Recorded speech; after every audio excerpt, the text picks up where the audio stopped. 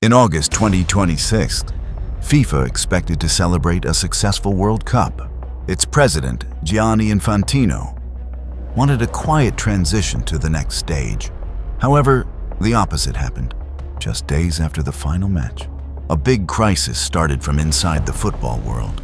The story began with a huge business plan. FIFA planned to create a new commercial company. They wanted to sell future World Cup money rights to private investors for about $4.2 billion. The main problem was not just the big money, it was the lack of transparency in how the decision was made. Suddenly, UEFA, the European football body with 55 members, stepped in. In late July, European member countries voted to threaten a boycott of FIFA events if the plan continued. CONCACAF also rejected the idea, and others joined the protest. The big question changed from, is this deal good, to how is FIFA being managed? Why were top officials not consulted before proposing such a huge change? Under heavy pressure, FIFA canceled the project and apologized for its mistakes. However, the apology did not fix the damage. UEFA stated that they lost trust in Infantino's leadership. On August 7th, the Norwegian Football Federation asked Infantino to resign. Its president, Lisa Klaveness, said the issue was now about basic trust.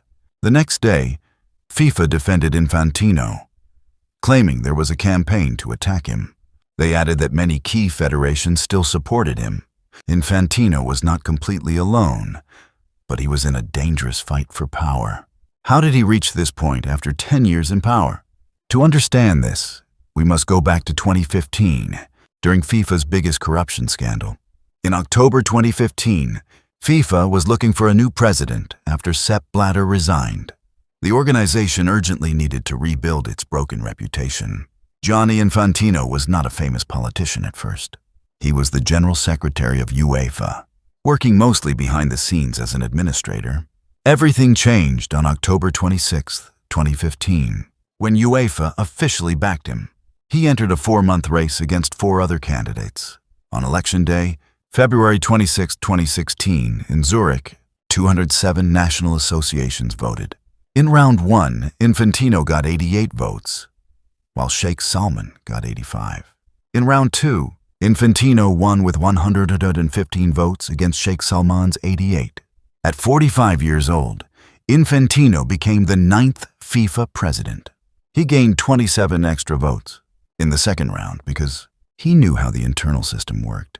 He promised better management, full transparency, and a new start for FIFA.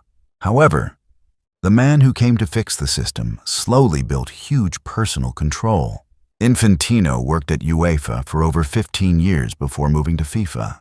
He started in August 2000 as a legal officer handling sports contracts. By 2004, he managed legal matters and club licensing, creating strong links with teams and governments. In 2009, he became UEFA's general secretary under President Michel Platini. Infantino was not a famous former football player or manager. His real power came from his deep understanding of sports administration, money, and politics. When Infantino became FIFA president in 2016, his job was to fix a broken institution. He quickly introduced new reform rules approved by 179 members. These rules limited presidential terms, revealed official salaries, and separated politics from management. In May 2016, he launched FIFA Forward, to give every national association up to $5 million for development. He also appointed Fatma Samora as General Secretary, making her the first woman in that role. He told the world that FIFA was now clean and modern. But over time, critics asked if these changes actually created more transparency or just gave him more power. Under Infantino, FIFA made huge amounts of money.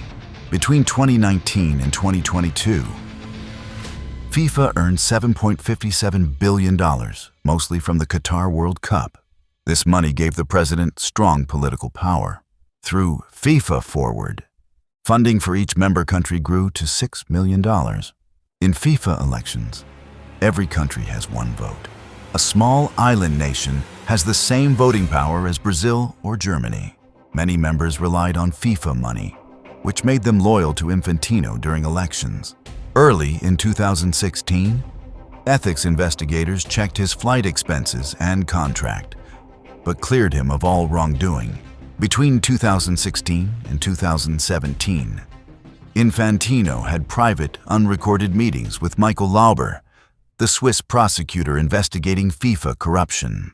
People got angry because these secret meetings were not documented according to official rules. Lauber later resigned in 2020 after an investigation into his behavior. In July 2020, a special prosecutor opened a criminal investigation against Infantino. Infantino denied doing anything wrong and said he was just cooperating with authorities. In October 2023, Swiss prosecutors closed the case without any charges against him. Legally, Infantino was proven innocent, but the case hurt his public reputation. The 2022 Qatar World Cup brought huge international debate over human rights and worker safety. Infantino strongly defended Qatar, pointing to new labor laws and wages. One day before the tournament began, he gave a famous speech in Doha. He criticized Western countries for double standards and said, "Today I feel Qatari. Today I feel Arab. Today I feel a migrant worker." Supporters saw him protecting the tournament, while critics saw him protecting FIFA's $7.6 billion income. Looking ahead to the 2026 World Cup in the US, Canada, and Mexico, Infantino grew closer to political leaders. He appeared frequently at White House events with US President Donald Trump. Questions about political influence grew during the 2026 tournament cycle, when the US government asked FIFA to review a penalty against player Folarin Balogun. FIFA re-examined the decision. FIFA denied taking political orders, but critics questioned its true independence. In July 2026, FIFA secretly tried to set up FIFA Forward Enterprise. The plan was to sell part of its commercial rights to private investors for $4.2 billion. Member federations like CONCACAF complained they only found out through the news media.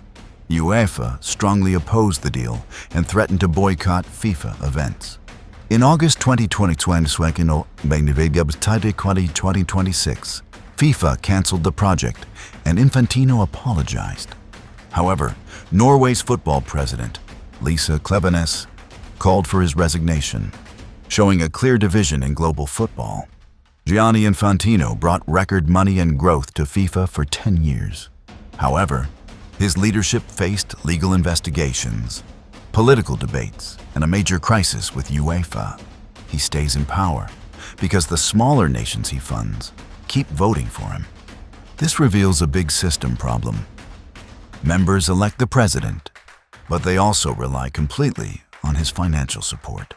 Can anyone truly control the power of the FIFA president? That's all for today's video. What do you think about this story? Let me know in the comments below. If you like this content, don't forget to subscribe and turn on the bell icon for more videos. See you soon.